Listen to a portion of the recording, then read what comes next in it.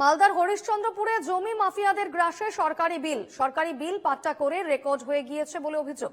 ভূমি দপ্তর তদন্তে আসতেই উত্তপ্ত পরিস্থিতি। দখলকারীদের সঙ্গে বচসা এলাকাবাসীর, ধাক্কাধাক্কি তৃণমূলের পঞ্চায়েত সদস্যকেও। বিষয়টি নিয়ে চলছে রাজনৈতিক চর্চা।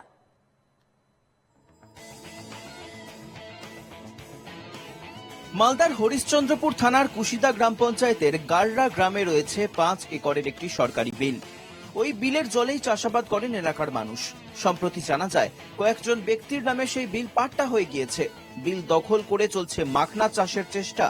বিষয়টি নিয়ে ভূমি দপ্তরে লিখিত অভিযোগ এলাকাবাসীর। ভূমি দপ্তরের কর্তারা মাপজোক করতেই শুরু হয় অশান্তি। দখলকারীদের সঙ্গে হাতাহাতি এলাকাবাসীর। আবার পুনরায় গত বছর থেকে আমি দেখতে পাচ্ছি কিছু লোক পাশের গ্রামের কিছু লোক ভাটল মৌজার কিছু লোক এসে বলছে যে এই জমিটা নাকি আমরা পাট্টা করে নিয়েছি, সরকার আমাদের পাট্টা দিয়েছে, আমাদের কাছে পাট্টার কাগজ আছে। ওরা নাকি আমিন নিয়েও আসলো, জমিটা নাপার পর তখন কি বলছে ওরা এখানে দখল নিতে আসলো, কিন্তু আমরা গ্রামবাসী তাদেরকে দখল দেয়নি। এখানে তো লদিটা আছে সরকারি, আমরা তো গোটা জিন্দগি দখল এটা লদি সরকারি, এখন কেন মাখনা লাগাচ্ছে? কারা লাগাচ্ছে এগুলো? কেন লাগাচ্ছে বলে বলছি কি আমি বলে পাট্টা করে নিয়েছি।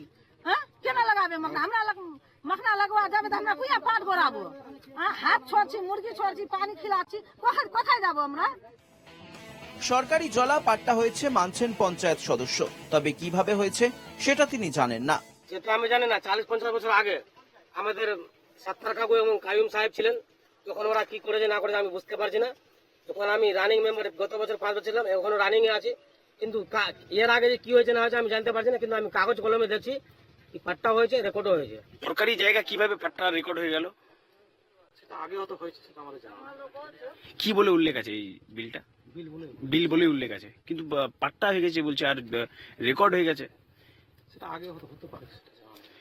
কি মূল্য আছে? সরকারি জায়গা বলে উল্লেখ আছে, পাট্টা পেয়েছে, কিছু জমি এখনো রেস্ট দেখাচ্ছে, 1 নম্বর খতিয়ানে।